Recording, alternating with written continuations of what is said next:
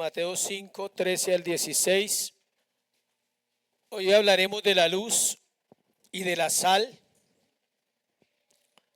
dos elementos que han estado en la tierra desde siempre y quizás que necesitamos como creyentes entender eso, qué es realmente ser sal, qué es realmente ser luz.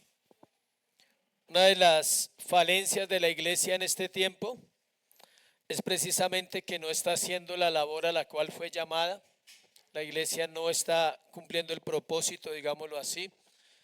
Dios está cumpliendo el propósito en la iglesia, mas la iglesia quizás no esté cumpliendo el propósito para el Señor, y Dios hará con nosotros. Amén. Vamos a ir entonces a Mateo 5, 13, 16. ¿Ya lo tienen para leerlo? Dice así la escritura, dice: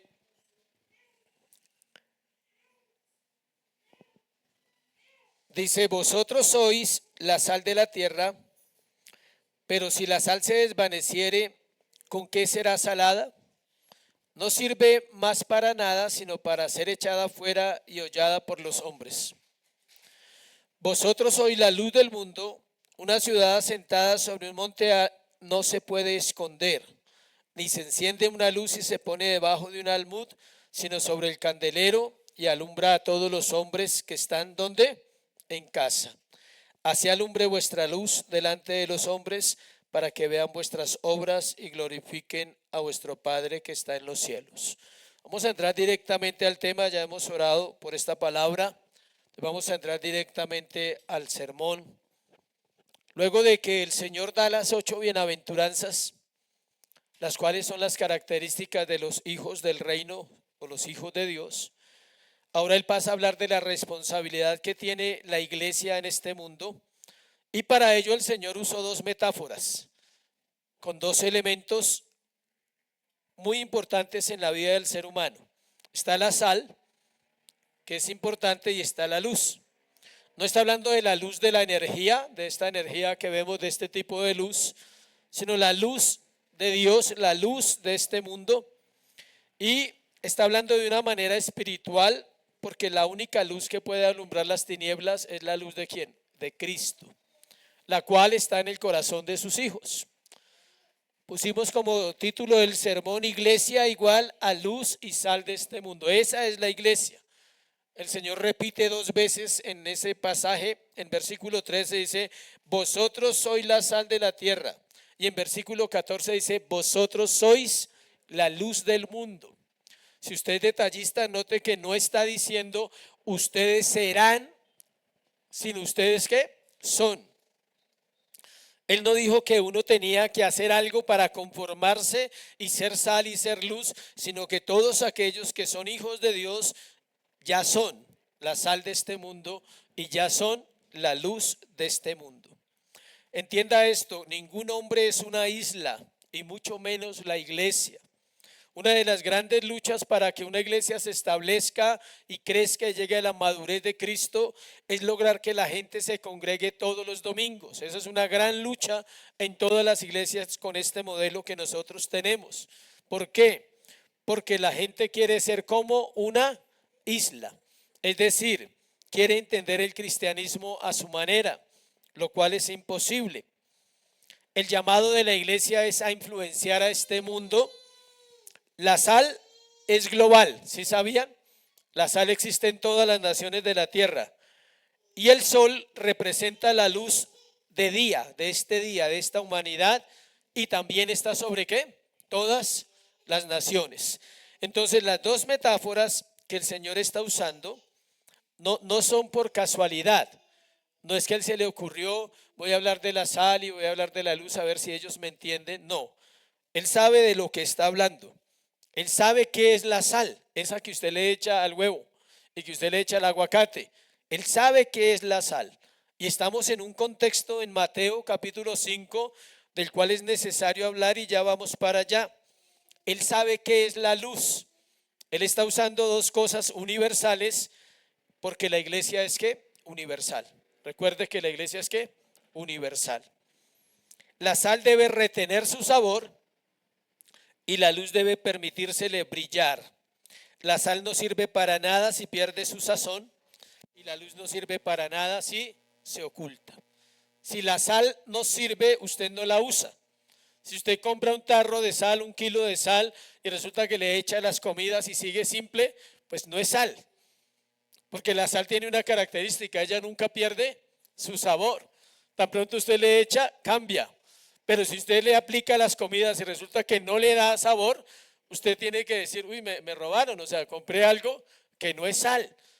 Compró yeso, compró yodo, compró cualquier cosa, pero no era ¿qué? Sal. Y ha pasado. Vamos a ver varias cosas. Lo primero, ¿por qué debemos ser sal y luz como iglesia? ¿Por qué? ¿Cuál es la razón? Es una pregunta. Esta pregunta debería hacérsela todo creyente, todo ser humano que viene a una iglesia, que asiste, porque la Biblia dice que fue creado a la imagen de Dios. La imagen de Dios quizás es lo que más se ha perdido en esta generación.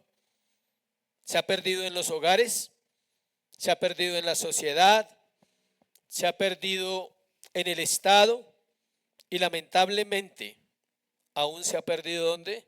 En la iglesia. O sea, que se pierda en la sociedad no pasa nada. Que se pierda en el Estado, bueno, los estados son corruptos todos. ¿Cuántas naciones hay en la tierra? Las mismas naciones que son corruptas. ¿Sí sabía? Ni una sola agrada a Dios. Ni una nación de este mundo agrada a Dios. Pero lo triste es que se pierda en la iglesia. Eso sí es triste. Que la luz se pierda en la iglesia, que la sal de este mundo, o sea, que el mundo no tenga un lugar donde haya sabor, donde pueda encontrar esperanza. El hombre ha aumentado en conocimiento científico, médico, histórico, educativo, psicológico, tecnológico, pero es una cosa asombrosa lo que el hombre ha avanzado en esas áreas. Estamos en un tiempo de avance. El conocimiento del hombre ha mejorado en gran manera, pero su moral se ha degenerado progresivamente. Ya ser doctor o ser abogado o ser ingeniero o tener X carrera no es suficiente. El hombre se ha degradado, ha crecido en un área y en otra se ha ¿qué? Degradado. La inmoralidad es el diario vivir de esta generación. Sus logros han aumentado, pero su sentido de propósito no.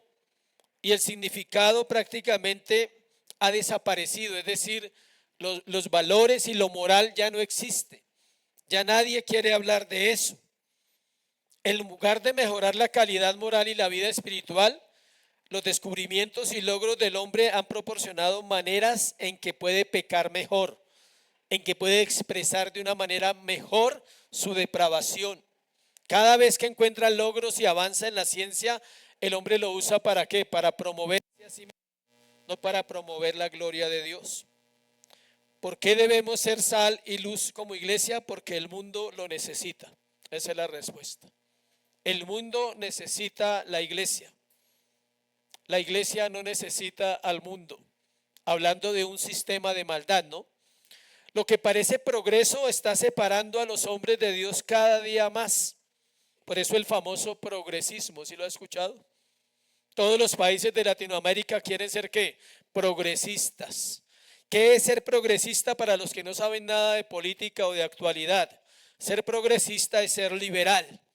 Es aprobar todo lo que el hombre quiera, el aborto, el homosexualismo, la pedofilia, el incesto, todo eso se va a aprobar más adelante si no se ha aprobado todavía, para que usted sepa. Todo eso hace parte de una agenda que tiene que cumplirse para el fin de los tiempos. Todo eso se va a aprobar. El incesto sí se va a aprobar. La pedofilia ya está aprobada en algunas naciones. El incesto en Alemania ya existe en algunos lugares donde es válido.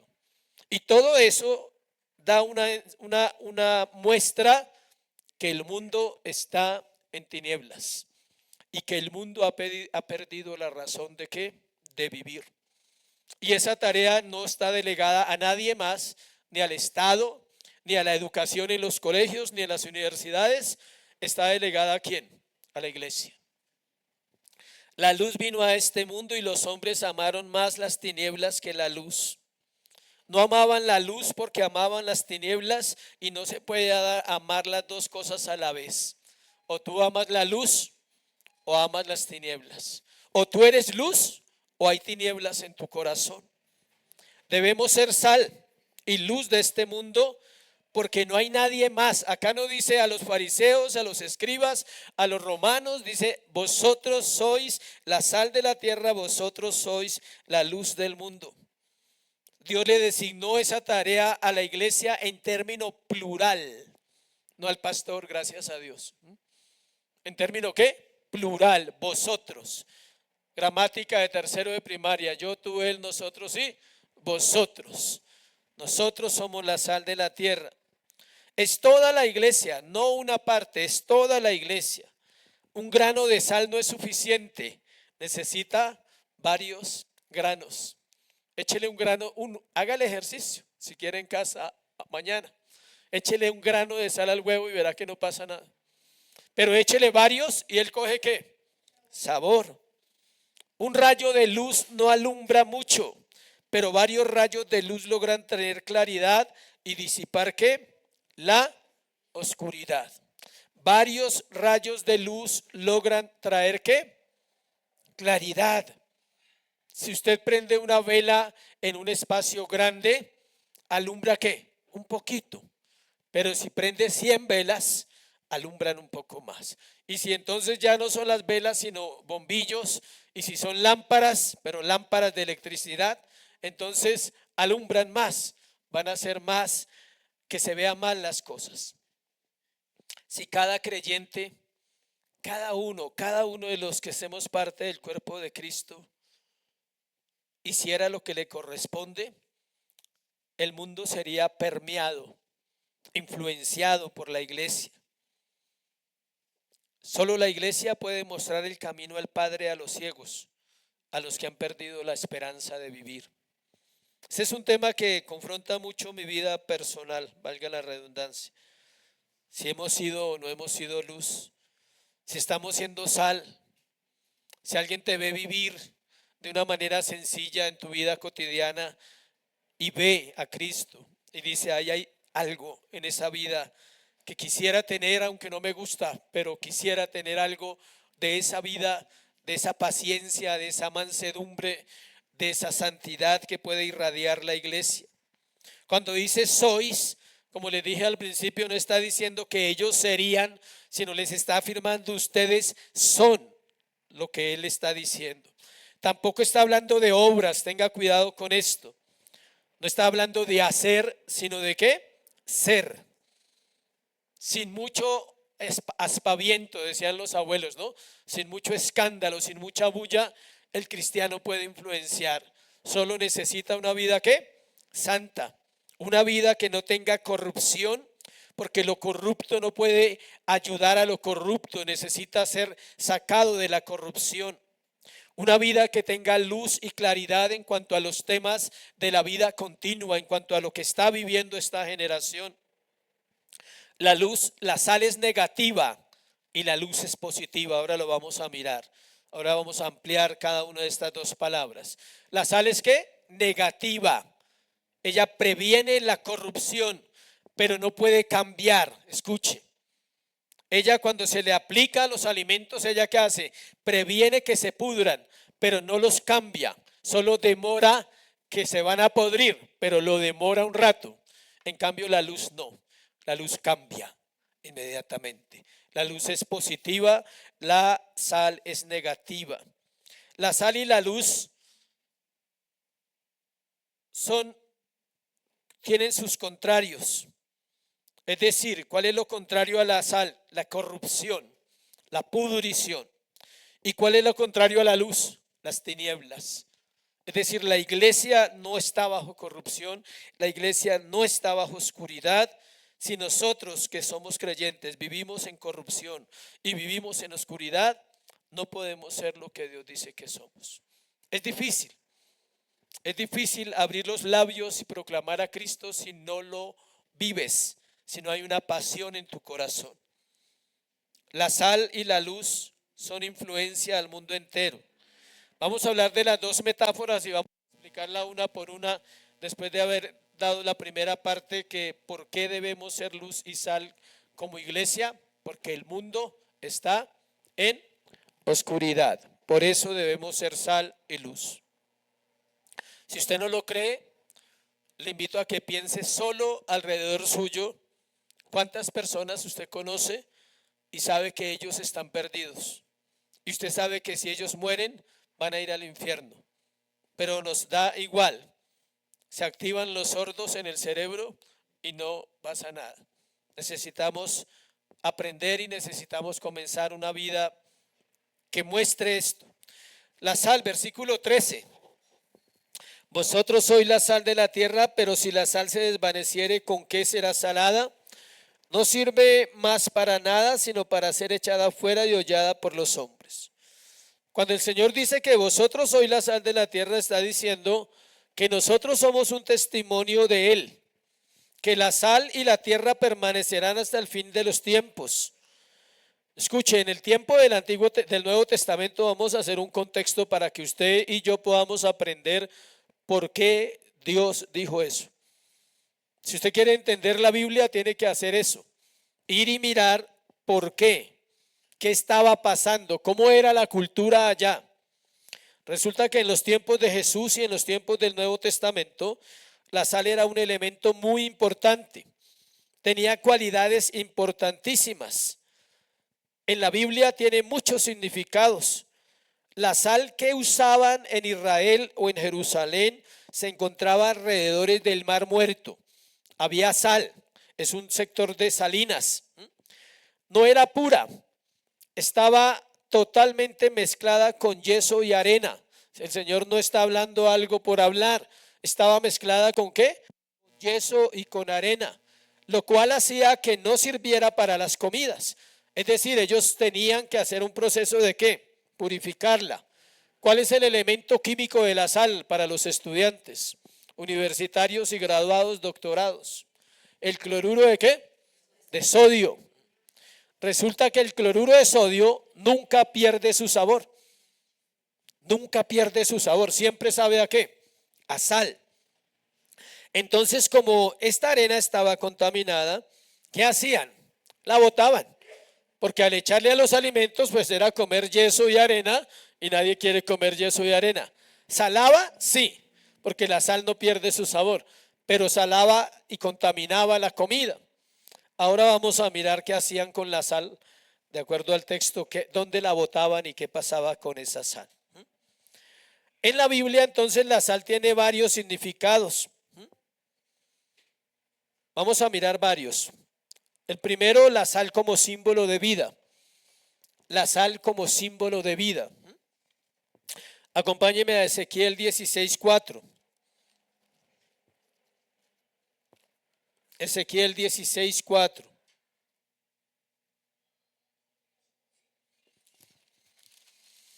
Ezequiel 16:4. Dice, en cuanto a tu nacimiento, está hablando el Señor de Jerusalén, está hablando el profeta Ezequiel, está hablando de Jerusalén y dice, en cuanto a tu nacimiento, el día que naciste no fue cortado tu ombligo, ni fuiste lavada con aguas para limpiarte, ni salada con sal, ni fuiste envuelta con ¿qué? Con fajas. La sal en el Antiguo Testamento era un efecto ¿qué?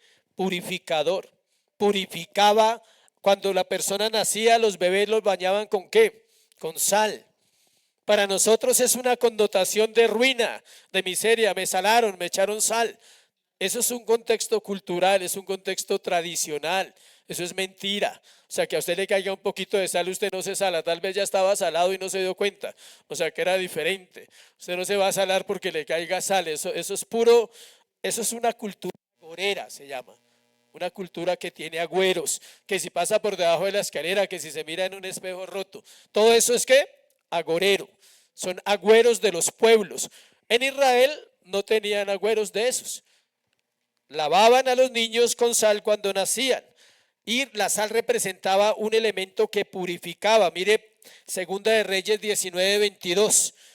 Un pasaje del profeta Elías. Segunda de Reyes 19:22. El profeta Elías está allí. Eliseo.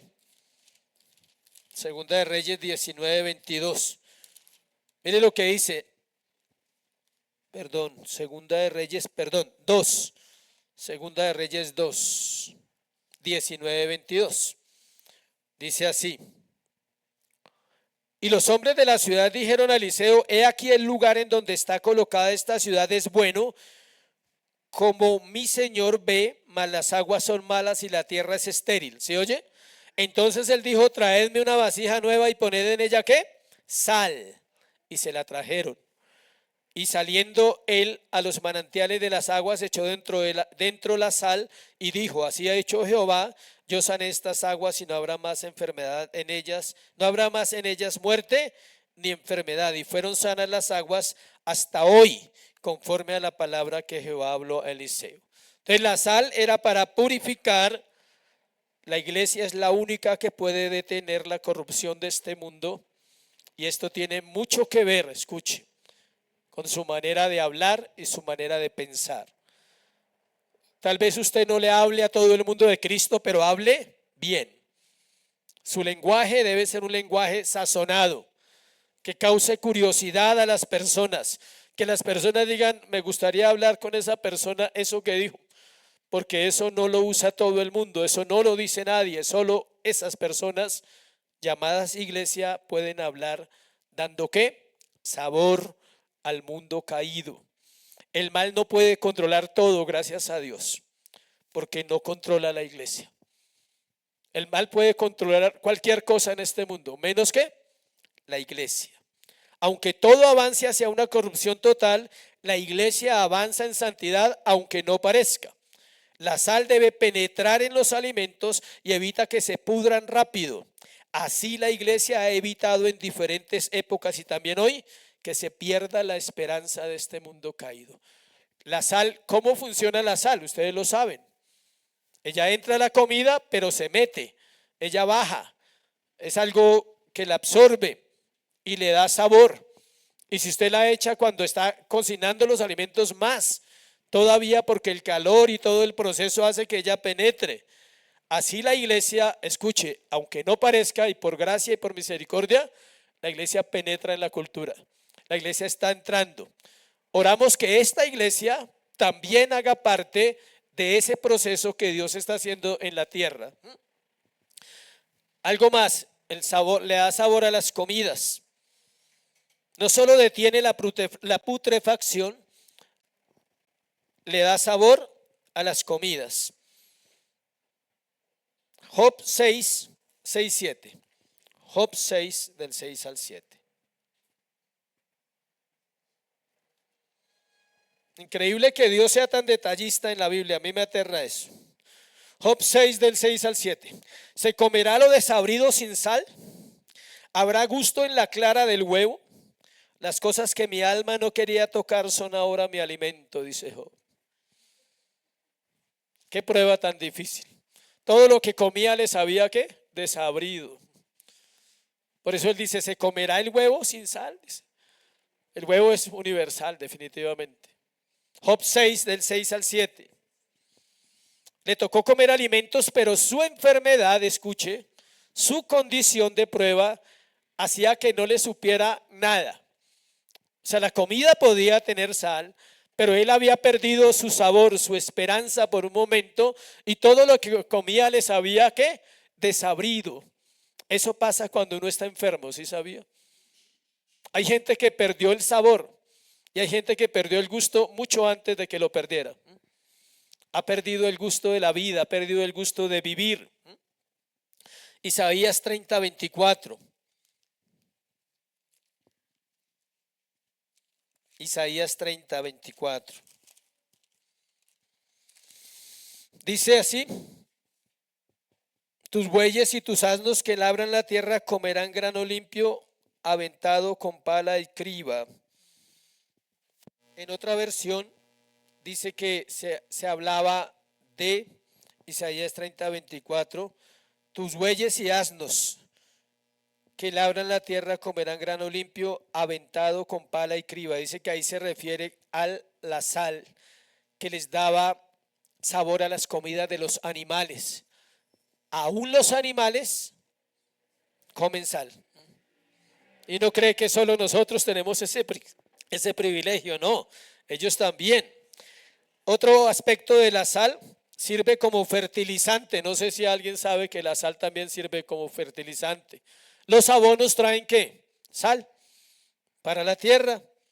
Y otro más, sirve para la quema de estiércol. Se echan sal para quemar estiércol también. Para poderlo quemar, no se quema, hay que echarle ¿qué? Sal.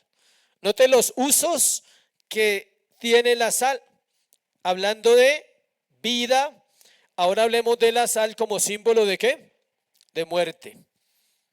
En la Biblia, estoy hablando de la Biblia. Este sermón no es como el que usted ha escuchado, siempre de la sal y la luz. Aquí estamos haciendo un estudio de la sal en las Escrituras. ¿Qué dice la Biblia? La sal como símbolo de muerte. Demasiada sal puede causar la muerte. ¿Qué pasa con demasiada sal? ¿Qué enfermedad produce? La tensión alta, se sube. Por ejemplo, los suelos o las tierras donde hay un alto nivel de salinidad no son fértiles, no se puede cultivar allí. Es tierra estéril. El agua del mar no se puede tomar y el agua del mar no sirve para la agricultura. ¿Sí ve? Entonces la sal produce vida en la Biblia y también es usada como un símbolo de ¿qué? De muerte. La esposa de Lot se convirtió en una columna de sal por su desobediencia y se convirtió en un monumento a la ira de Dios. Cada vez que alguien piensa en la mujer de Lot, solo dice: guárdame de volver atrás, de mirar atrás, porque la ira de Dios vino sobre ella y quedó como una representación de alguien desobediente. Deuteronomio 29:16, por favor, Deuteronomio 29:16, dice ahí claramente algo. Habla de que la sal se asocia con la desobediencia. Deuteronomio 29:16, 28. Se asocia con la desobediencia y con la tierra salada. Ahí dice Deuteronomio 29:16 al 28.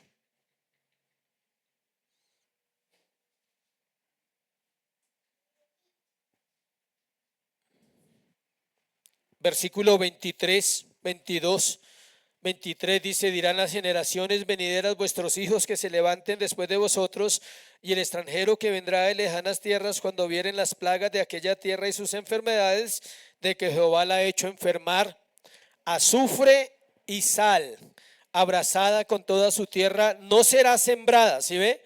Ni producirá, ni crecerá en ella hierba alguna, como sucedió en la destrucción de Sodoma y de Gomorra, de Adma y de Seboín, las cuales Jehová destruyó en su furor y en su ira. ¿Cuántas ciudades destruyó Dios con fuego y azufre? 4, no 2. No Sodoma y Gomorra, ahí están los otros dos nombres de las otras dos ciudades. La ciencia ha ido allá, los investigadores han ido allá a ese terreno. No puede sembrarse nada, solo hay azufre todavía.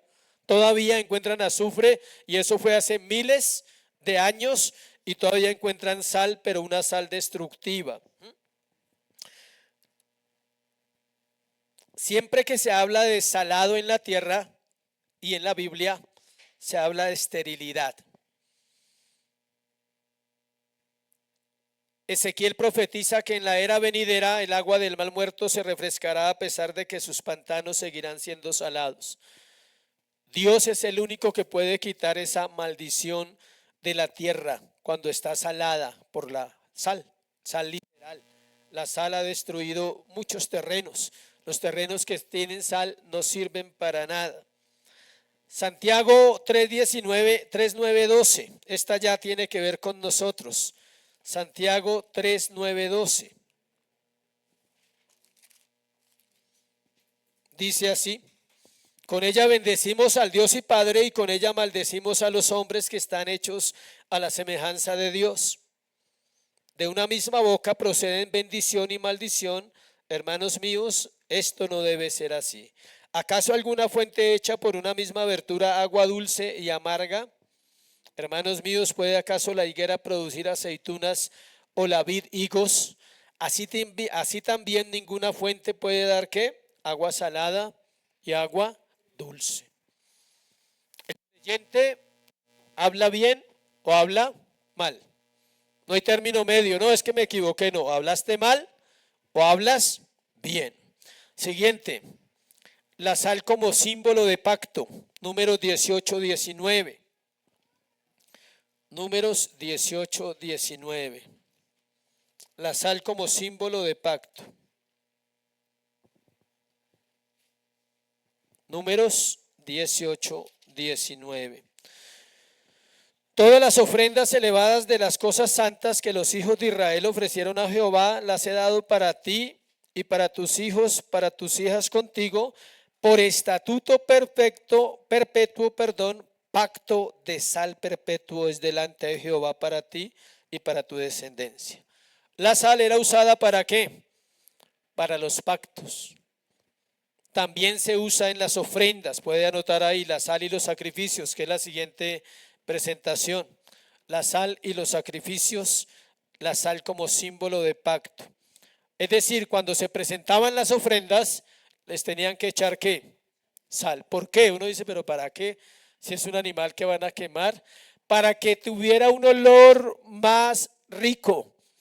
La sal penetraba en los animales y los quemaban y el humo subía, pero hacía que la sal diera un ¿qué? Olor, sabor, olor ¿qué? Fragante, agradable al Señor. Si no le echaban sal, no podían hacer la ofrenda. ¿Quién hacía eso? Los sacerdotes, Ezequiel 43, 24. Ezequiel 43, 24. Entonces la sal no es solo para comer, ¿sí ve todo lo que hacían? Ezequiel 43, 24.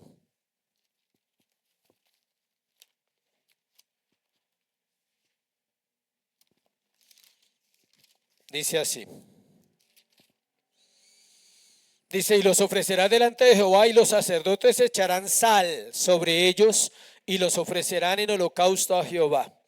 Tenían que echarle sal, ¿quién? Los sacerdotes, los siervos de Dios. Todas las ofrendas, todas, tenían que ir sazonadas ¿con qué? Con sal, para que tuvieran sabor y para que tuvieran un olor fragante al Señor. Vamos a mirar ahora la luz, tercer punto, la luz. Versículo 14 al 16 de Mateo. La sal tiene que ver con el contacto que tenemos con otros para dar sabor a sus vidas y la luz con la santidad que alumbra. Note que la sal y la luz, aunque hacen algo parecido, tiene bastante diferencia. Porque la luz está encima. Para que la luz alumbre debe estar ¿dónde? Encima. Es decir, la iglesia tiene que estar por encima de los valores del mundo. Su familia debe ser diferente a la del mundo, sus principios diferentes a los del mundo, sus celebraciones, sus fiestas, su modo de invertir, su modo de vivir, su modo de ser, debe ser por encima de ¿qué? Del mundo. Solo así se puede ¿qué? Alumbrar. No necesita más ser diferente a ¿qué? Al mundo y va a alumbrar. La luz hizo posible y hace posible la vida. Póngase a pensar si no hubiese luz todos los días en oscuridad, que no hubiese sol, todos los días oscuro y sin velas. No se puede vivir. ¿Cómo trabajamos? ¿Cómo comemos? ¿Cómo nos desarrollamos como seres humanos? La luz es vital para vivir. Para que el creyente pueda vivir esta enseñanza, debe estar en el lugar correcto, arriba del mundo, por encima del mundo. Tal como dice el versículo 14, léalo. Vosotros sois la luz del mundo, una ciudad asentada sobre un monte no se puede ¿qué? Esconder. El cristiano no se puede esconder. ¿A dónde huiré de tu espíritu? ¿Dónde me esconderé de tu presencia? Si el cristiano se esconde es porque él no quiere ser luz. O tal vez porque no puede ser luz. Porque no la hay en su corazón todavía. Todavía le da temor que sepan que es creyente. ¿Cuántas veces se ha ido la luz en su casa? No porque no la apague, sino cuántas veces se ha ido la luz. ¿Qué buscamos inmediatamente? Velas. ¿Y la mete debajo de la cama para un incendio o qué? ¿Qué busca uno?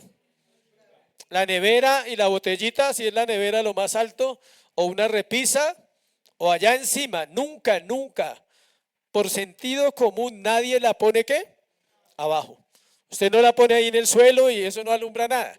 Usted necesita que esté ¿dónde? Alta. La sal puede retardar la corrupción, pero no puede cambiar la corrupción en incorrupción. La luz sí puede cambiar lo corrupto porque pone al descubierto lo que no sirve. La luz muestra lo que es pecado. La luz muestra en el corazón lo que es tinieblas y lo transforma y lo cambia. La luz tiene que ver con lo que enseñamos y predicamos. Escuche, esa luz no proviene de nosotros, está en nosotros porque Cristo está en nosotros. Es Él quien ilumina el corazón de los hombres cuando compartimos su evangelio y produce vida nueva. Nosotros no tenemos luz propia, no podemos brillar por nosotros mismos. Es la luz del evangelio de Cristo que resplandeció en nuestros corazones para vida eterna y ahora tenemos el privilegio ¿de qué? De compartirla con otros. Versículo 15. Ni se enciende una luz y se pone debajo de un ¿qué? Almud, sino sobre el candelero y alumbra a todos los que están en casa. Céntrese en la última frase, todos los que están ¿dónde? En casa. No fuera, en casa. Esto tiene que ver con la iglesia. No solo somos luz al mundo, pero el Señor dejó esa frase, alumbra a todos los que están ¿dónde?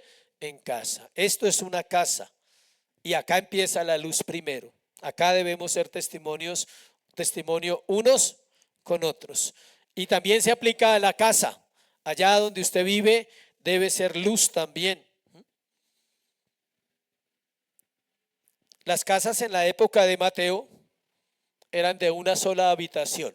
Bueno, si usted tiene más de una es bendecido. Bueno, las casas de la época de Mateo eran de ¿cuántas habitaciones? Una sola habitación y ahí vivía toda la familia. Hacían separación con velos y cositas para separar, pero ahí vivía toda la familia. Es decir, que cuando se prendía una luz, todo el mundo se daba cuenta. ¿Qué usaban? Lámparas de mecha, de esas de mecha, ¿sí? Y era una lámpara para una casa, ¿era qué? Suficiente. Se acostumbraron a vivir así, con luz bajita, no como nosotros, que tenemos toda esta luz. Y ellos vivían todos en una sola casa, por eso el Señor está usando ese contexto. Dice, si hay una lámpara en su casa, esa lámpara alumbra a todos. Si hay una persona que sea luz en la casa, él debe ser luz ¿para quién? Para todos. Que no van a la iglesia, sea luz. Que no conocen a Dios, sea luz. Hasta que el Señor le permita ser luz en ese lugar y el Señor le bendiga allí. Versículo, vamos a implicaciones, varias implicaciones, versículo 13b y versículo 16. ¿Qué son las implicaciones, iglesia? Aquellas cosas que pasan si nosotros no vivimos esto que estamos aprendiendo. Aquellas cosas que pasan si no somos sal. Lo primero, la sal no puede perder su sabor. Y dice, sí, pero ¿cómo así? Se está diciendo lo que pasa y ahora dice que la sal no pierde su sabor. Eso es una buena noticia. La sal se encontraba en las orillas del Mar Muerto, como dijimos antes. Estaba contaminada con otros elementos. Aún así, salaba. O sea, si le cae un poquito de mugre a la sal y usted le echa sal a la comida, ella sigue ¿qué? Salando, no pasa nada, ¿sí? Pero no era original. Devuélvase al capítulo, al versículo 13b. Dice, no sirve más para nada, sino para ser echada fuera y hollada ¿por quién? Por los hombres. Es curioso lo que hacían con la sal. Resulta que traían lotes de sal del Mar Muerto y cuando estaba muy contaminada, entonces no la usaban para comer y la botaban en los caminos. No la podían botar en los campos donde habían cultivos, porque dañaban la tierra. Por eso dice que ser hollada ¿por quién? Por los hombres. La pisoteaban en el camino y ahí no cultivaban. Entonces eran inteligentes, decían, ¿dónde botamos esta sal? Esta sal contamina donde toque. La botaban en el camino donde la gente iba. Entonces la gente pasaba y la sal penetraba, pero era hollada, pero eso tiene su significado. El Señor no está hablando de perder la salvación, pero sí de un creyente que puede perder su sabor, que pierde el propósito, su valor y su eficacia en el reino de Dios cuando el pecado y lo mundano contamina su vida. Al igual que la sal, él puede volverse insípido cuando lo contaminan otros minerales. O sea, sal pura da sabor. Si hay otros minerales en su vida y en su corazón, usted no le sirve para darle sabor ¿a quién? A nadie. Solo los verdaderos creyentes dan sabor a este mundo. Son perseguidos, como dijimos, pero también son ¿qué? Amados y son deseados por muchas personas. Si sabía que hay gente orando en todo el mundo, la iglesia está orando que los hijos de Dios se manifiesten en esta generación, que dejemos de ser tibios y conformistas a lo que estamos viviendo. Es una verdad común en el Nuevo Testamento que aunque los verdaderos creyentes se les identifica como justos, piadosos y salados, hay ocasiones en que fallan en ser lo que ellos deben ser. Pedro afirma varias veces que la salvación nunca se pierde, pero sí se puede perder ¿qué? El sabor. Es duro. Yo le puedo decir, hago un paréntesis ahí, de muchas personas que conozco, no sé cómo decirlo, porque puede que suene feo, pero no sirven para nada, pero son creyentes. Cuando digo que no sirven para nada, no me refiero a que sirvan en una iglesia, no me refiero a eso, para que no lo vaya a tomar mal. Me refiero a que sus vidas no han dado testimonio de la fe de Cristo realmente. Y pasan los años y uno ve que esas personas puede que no sean creyentes y ellos creen que son creyentes. Siguen asistiendo a una iglesia, hacen rituales de los cristianos, ¿sí? Hacen rituales, pueden ofrendar, pueden dar, pueden ir a la iglesia a cumplir ciertas cosas, pero no hay sabor. Se pierde, alguien decía, ¿se pierde qué? El brillo. La gracia no resplandece en esas vidas y uno ve y uno dice, duro, a uno le da compasión, porque tal vez la persona desea con todo su corazón agradar al Señor, pero tal vez también es como Proverbios, perezoso, y el perezoso desea y nada alcanza. O sea, es una persona que desea todo, pero no hace nada. No puede darle sabor a nadie. Difícilmente alguien creerá en su vida que él es un creyente, porque el creyente, a pesar de que es salvo por gracia, debe dar ¿qué? Fruto. Mateo 7:20, por sus frutos le conoceréis. La luz debe cumplir un propósito siguiente. La luz debe cumplir un propósito. La luz también puede ser ser inútil. Ya lo dijimos, ¿cuándo es inútil la luz? Cuando se pone debajo de una mesa. Puede quemar la mesa y generar un incendio. Entonces, antes es dañina. Lo que pensábamos que era bueno se vuelve ¿qué? Un problema. Si ocultamos nuestra luz debido al temor de ofender a otros por indiferencia o falta de amor o por cualquier otra razón, demostramos infidelidad al Señor. ¿Podemos ser infieles a Dios? Sí, cuando no estamos siendo luz. La iglesia ha sido llamada a anunciar las virtudes de aquel que nos llamó de las tinieblas a la luz admirable. A eso ha sido llamada la iglesia. No el pastor. El pastor tiene la responsabilidad de predicar cada semana, pero la iglesia tiene la responsabilidad de vivir entre semana siendo ¿qué? Luz a un mundo de oscuridad, siendo sal. Cuando lo que hacemos hace que las personas se sientan atraídas hacia nosotros, en lugar de sentirse atraídas hacia Dios, a fin de ver nuestro carácter humano y no el carácter divino del Señor, podemos estar seguros de que no están viendo la luz de Cristo, sino nuestras obras. La luz de Cristo va más allá de las obras, iglesia. Tiene que ver con el carácter. con un carácter santo, un carácter que se purifica constantemente. La pregunta es: ¿cómo está esa parte de tu vida antes de orar? Quiero invitarte a pensar en eso. ¿Cómo está esa parte de tu vida personal con el Señor? ¿Cuántas personas te rodean? ¿A cuánto les da sabor alguna vez en la semana con una conversación, como dice Colosenses, sazonada, agradable, que deja el deseo de más? ¿Se acuerda que hablamos de que la sal se aplica como? Por pizcas. No sea salado para otros. No sea exagerado con el evangelio. No condene a otros con el evangelio. El evangelio es ¿qué? Gracia, misericordia. Pero tampoco se calle por temor a que lo juzguen. Debe haber una justa medida. No voy a exagerar y no voy a estar encima de las personas todo el tiempo hablándole de Dios, pero tampoco voy a ser anónimo. No me voy a callar. Esa sabiduría viene ¿de quién? Del Señor. ¿Cómo se puede ser luz y sal de este mundo? Escuche, teniendo una vida plena con el Señor, teniendo una vida de comunión. Leí algo que me impactaba y era que solo hay una manera para que esto sea orgánico, digámoslo. Tiene que ver con la santidad. Entre más luz, pasa algo interesante y es que puedes ver más fácilmente. Pero ¿sabe qué es lo que usted puede ver más fácilmente?